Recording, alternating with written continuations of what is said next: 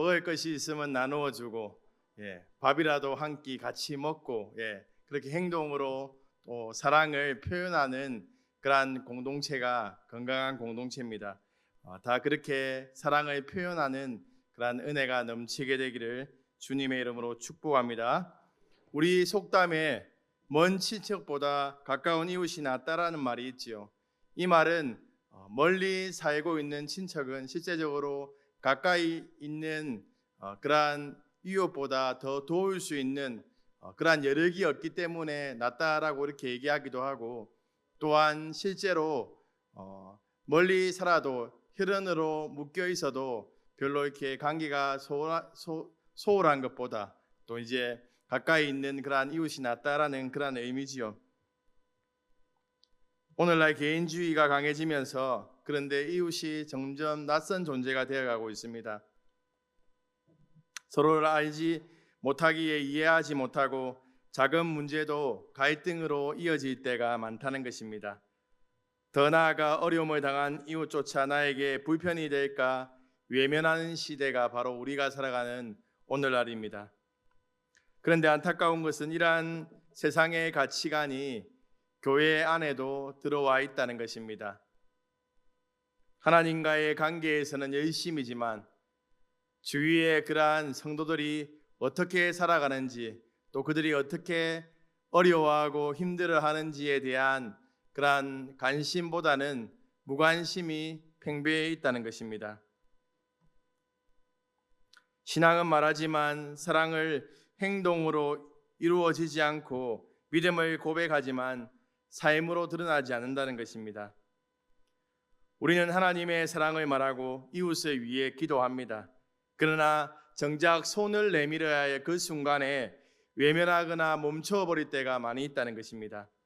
그러나 기억해야 합니다. 하나님의 사랑은 사람을 통해서 흘러갑니다.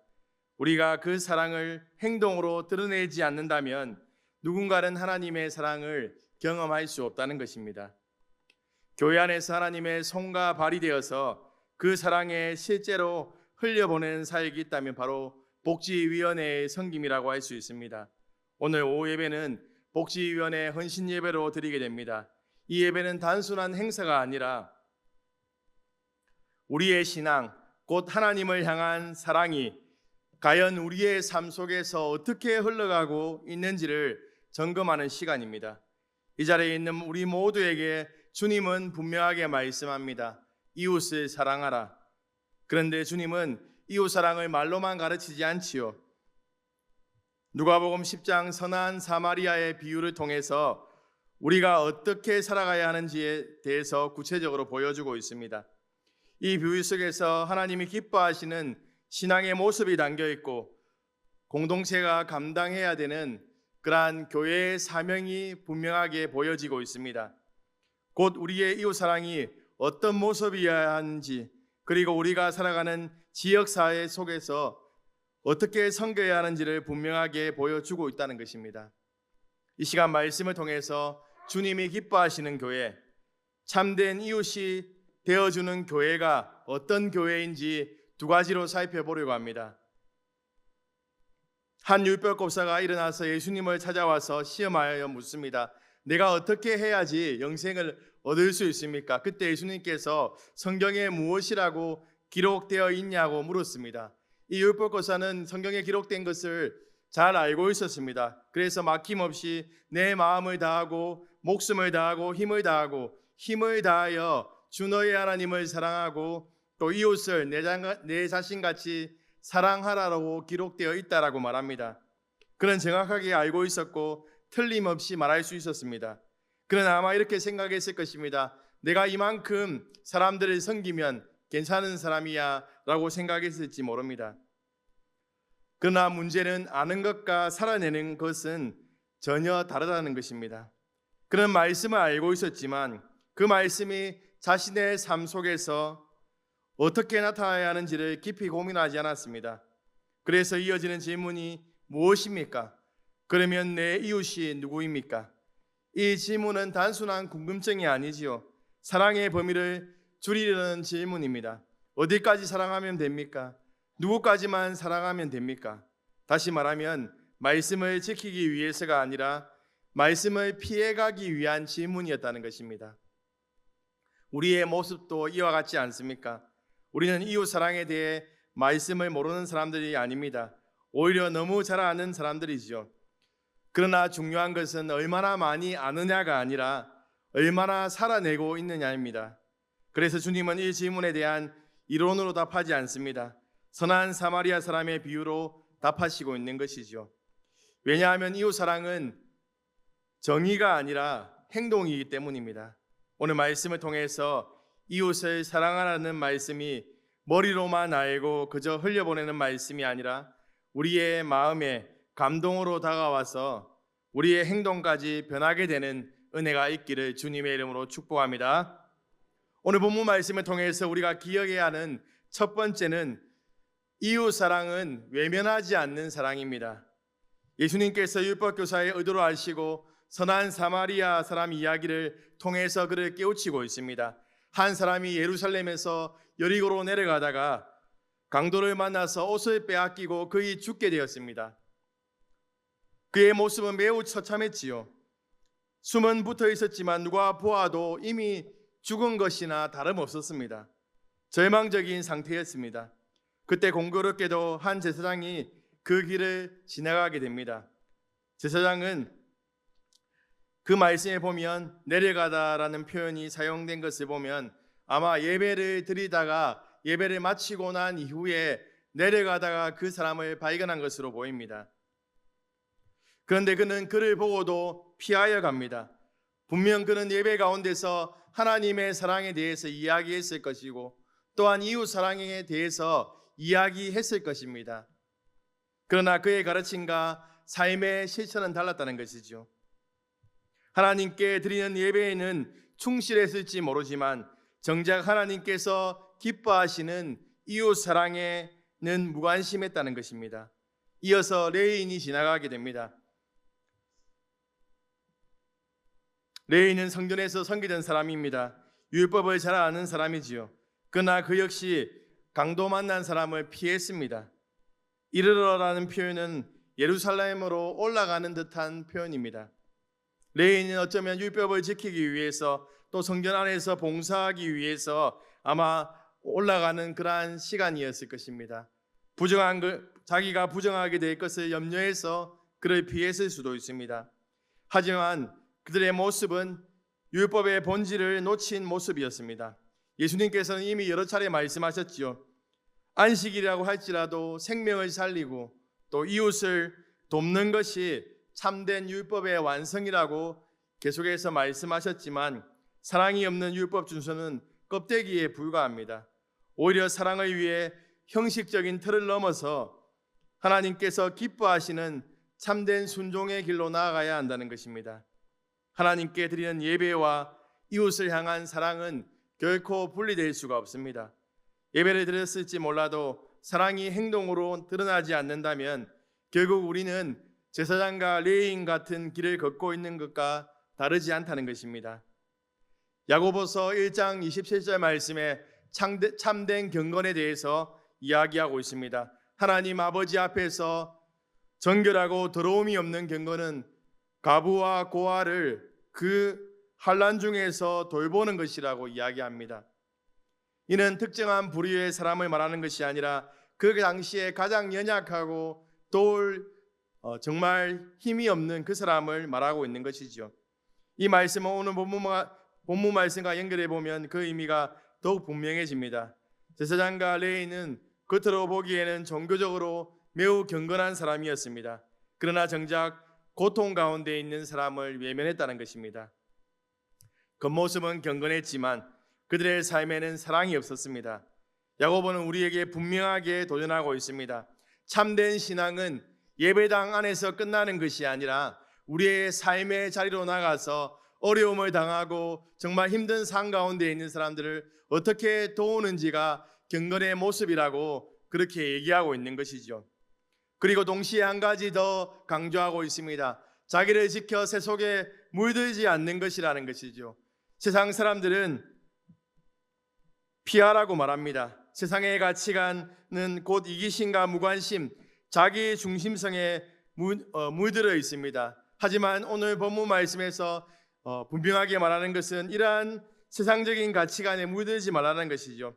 세상은 끊임없이 우리에게 내 이익을 먼저 생각해라라고 그렇게 말합니다. 그러나 그리스도인들은 달라야 한다는 것이죠. 우리에게 손해가 있다고 하더라도, 불편을 감수하더라도 하나님의 사랑으로 이웃을 바라보고 사랑하고 돌보아야 된다는 것입니다.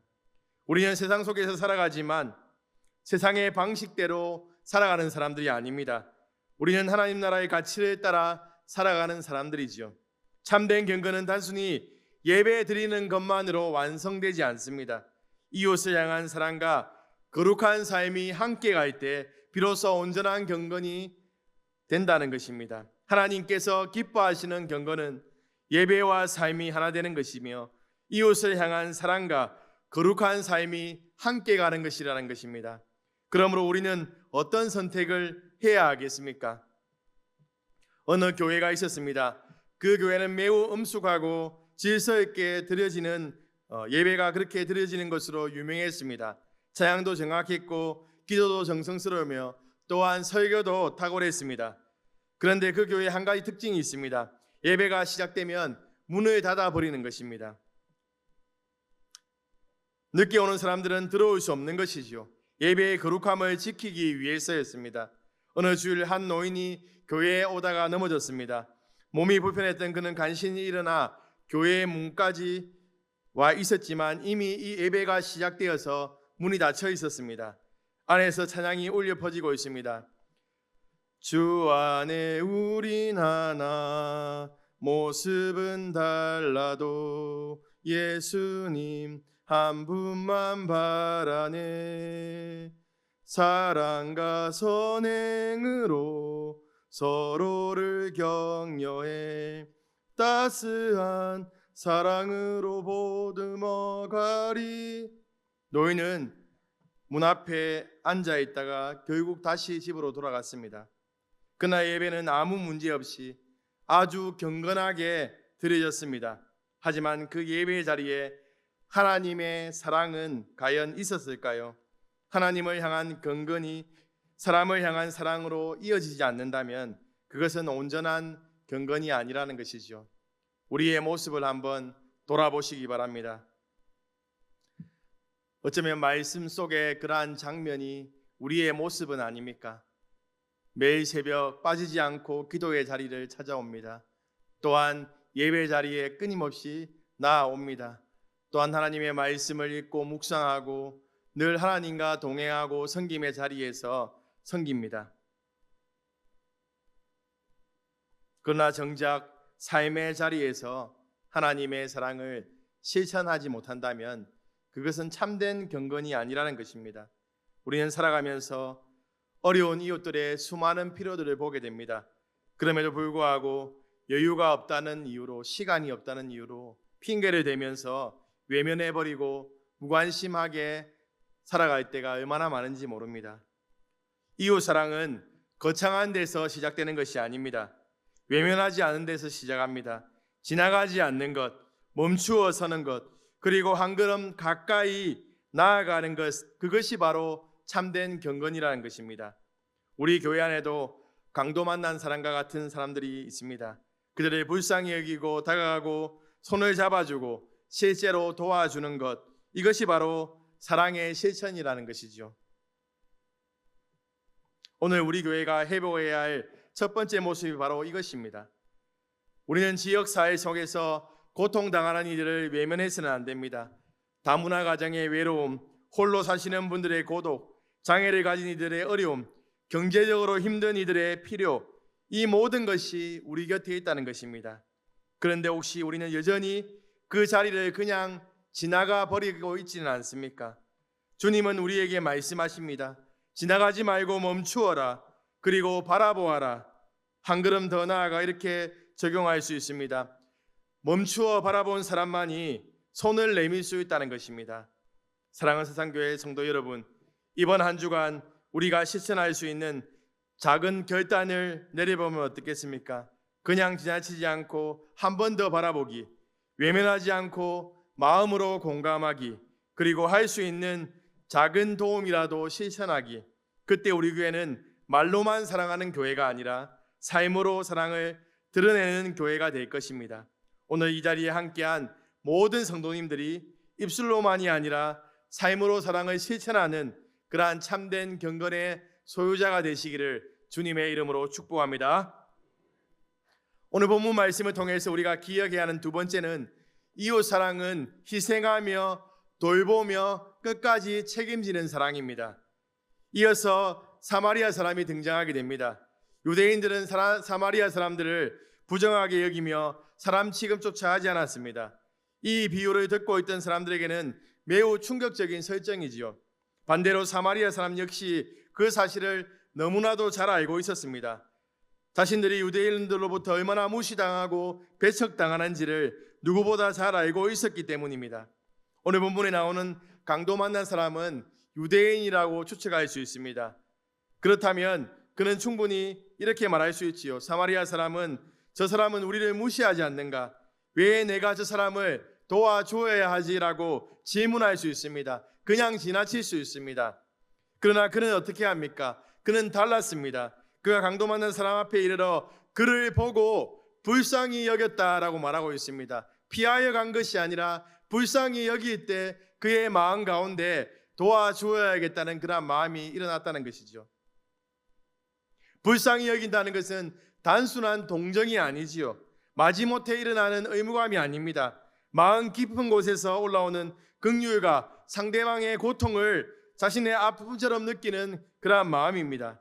그는 강도 많은 사람을 보고 그 자리에 멈추어 섰고 그에게 다가갔습니다. 사실 그 길은 여전히 위험한 길이었지요. 사마리아 사람 역시 강도의 위협으로부터 위협받을 수 있는 그러한 상황 가운데서 그런 것들 생각하지 않고 그를 불쌍히 여기는 마음으로 다가가서 기름을 붓고 그의 상처를 싸매어 주었습니다. 그리고 그를 태워서 여관까지 데려다 줍니다. 사마리아 사람의 사랑에서 가장 감동적인 장면은 바로 여기입니다. 그 사람은 여관에 맡기며 말합니다. 부족하면 내가 돌아올 때 갚으리라. 이 말은 단순한 도움을 넘어서는 고백이지요. 끝까지 책임지겠다는 그런 고백입니다. 이것이 바로 주님께서 보여주신 이웃 사랑이라는 것입니다. 사랑은 말이 아니지요. 사랑은 감정으로 끝나는 것이 아닙니다. 사랑은 멈추는 것이고 다가가는 것이고 끝까지 책임지는 것입니다. 야고보서 2장 15절로 16절 말씀에 보면 야고보는 매우 직설적으로 말하고 있습니다. 형제나 자매가 헐벗고 굶주리고 있는 내 평안히 가라, 따뜻하게 지내라, 배부르게 하라, 이렇게 말만 하고 실제로 아무 유익을 주지 않는다면 그것이 무슨 유익이냐고 경고하고 있습니다. 이 말씀은 단순한 교훈이 아니지요. 우리의 신앙을 정면으로 비추는 거유와도 같습니다. 말은 얼마든지 할 수 있습니다. 위로의 말, 축복의 말, 기도의 말, 격려의 말 할 수 있습니다. 그러나 행동이 없는 말은 아무 힘이 없다는 것이지요. 이것이 바로 제사장과 레위인의 모습이었습니다. 그들은 하나님을 알고 하나님의 말씀을 알고 종교적인 언어를 사용했을 것입니다. 그러나 강도 만난 사람 앞에서 아무것도 하지 않았다는 것입니다. 반면 사마리아 사람은 달랐지요. 그런 말이 아니라 행동으로 사랑했다는 것입니다.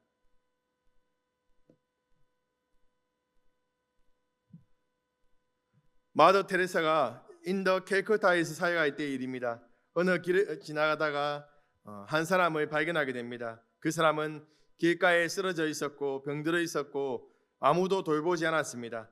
죽어가고 있었습니다. 사람들은 그를 보았지만 모두 외면하고 지나갔습니다.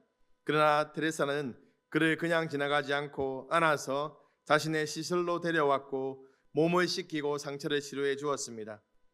또 따뜻한 음식을 먹이며 곁에서 돌봐주었습니다. 그 모습을 본 사람들이 이렇게 말했습니다. 나는 저 사람을 위해서라면 100만 달러를 준다고 해도 못하겠습니다. 그때 테레사가 이렇게 대답했습니다. 나도 100만 달러를 준다고 해도 하지 않겠습니다. 나는 그리스도의 사랑 때문에 합니다 라고 말했답니다. 이 이야기가 우리에게 주는 메시지는 분명하지요. 사랑은 잠깐의 동정이 아닙니다. 데려오는 것으로 끝나지 않습니다. 끝까지 곁에 있어 주었고 끝까지 책임졌습니다. 이것이 바로 참된 사랑이라는 것이죠. 많은 사람들이 사랑을 말합니다. 그러나 실제로 희생까지 나아가는 경우는 많지 않다는 것이죠. 하지만 주님이 기뻐하시는 사랑은 반드시 대가를 동반하는 사랑입니다. 이 점에서 오늘 우리는 우리 교회의 복지 사역을 돌아보아야 합니다. 교회의 섬김은 남는 것으로 하는 것이 아니라 드리는 것으로 하는 것입니다. 주님은 오늘 우리에게 물으십니다. 너는 얼마나 사랑을 위해 희생할 수 있느냐? 사랑하는 사상교회 성도님들, 참된 사랑은 일회성으로 끝나지 않습니다. 사랑은 지속됩니다. 관계를 맺고 끝까지 돌보는 것이지요. 오늘날 많은 섬김이 이벤트처럼 끝나는 경우가 많습니다. 한 번 방문하고 한 번 돕고 그리고 잊어버립니다. 그러나 주님이 원하시는 사랑은 그런 사랑이 아니지요. 우리 교회는 지속적인 섬기는 교회가 되어야 합니다. 관계를 맺고 기억하고 꾸준히 돌보는 공동체가 되어야 한다는 것입니다. 홀로 지내는 분들을 한 번 방문하는 것으로 끝나는 것이 아니라 계속해서 찾아가는 교회, 다문화 가정을 이례적으로 돕는 것이 아니라 함께 살아가는 교회, 장애를 가진 이들을 일시적으로 지원하는 것이 아니라 끝까지 동행하는 교회가 되어야 한다는 것입니다. 이것이 바로 주님께서 기뻐하시는 교회의 모습입니다. 사상교회가 이런 교회가 되기를 원하시죠? 복지위원회가 이 일에 앞장서기를 원하시죠? 이웃을 위하여 희생하며 돌보며 끝까지 책임지는 그러한 사상교회가 되기를 주님의 이름으로 축복합니다. 말씀을 맺겠습니다. 예수님께서 이 비유를 마치신 후에 율법교사에게 질문합니다. 누가 강도 만난 자의 이웃이 되겠느냐? 그때 율법교사가 대답하지요. 자비를 베푼 자니이다. 그러자 예수님께서 말씀합니다. 가서 너도 이와 같이 하라라고 말합니다. 예수님의 질문은 이것입니다. 누가 내 이웃인가가 아니라 너는 이웃이 되어주고 있는가라는 것이죠. 세계에서 복지가 잘 되어 있는 나라들을 떠올려 보십시오. 스웨덴, 노르웨이, 핀란드 같은 북유럽 국가들입니다. 이 나라들은 의료와 교육, 노후, 육아까지 폭넓게 책임지며 안정된 삶을 돕고 있습니다. 그러나 우리가 한 가지 생각해 볼 점이 있지요. 이처럼 제도와 물질이 잘 갖추어져 있음에도 불구하고 여전히 외로움과 우울과 삶의 의미를 고민하는 사람들이 많다는 사실입니다. 이런 사실은 우리에게 질문을 던지게 됩니다. 과연 사람을 진짜 살리는 것은 무엇인가? 단순히 필요한 것을 채워주는 것만으로 사람이 온전히 살아갈 수 있을까요? 누군가의 곁에 서주고 손을 내밀어주고 사랑으로 함께 해주는 것이 없다면 그 어떤 제도도 사람의 마음까지 살릴 수 없다는 것입니다. 사람의 마음을 살리는 것은 결국 사랑입니다. 이 일을 가장 잘 담당할 수 있는 곳이 바로 교회라는 것입니다. 사랑하는 사상교회 성도 여러분, 이 말씀은 선택이 아니라 우리 모두를 위한 명령입니다. 우리 교회가 반드시 살아내야 할 사명이라는 것이죠. 오늘 복지위원회 헌신 예배를 통해서 우리가 결단하기를 원합니다. 외면하지 않는 교회, 희생하며 섬기는 교회, 끝까지 책임지는 교회, 그럴 때 우리 교회는 선한 사마리아 사람과 같은 교회가 될 것이고 주님이 기뻐하시는 교회가 될 것입니다. 이 은혜가 우리 모든 성도님들 위에 넘치게 되기를 주님의 이름으로 축복합니다.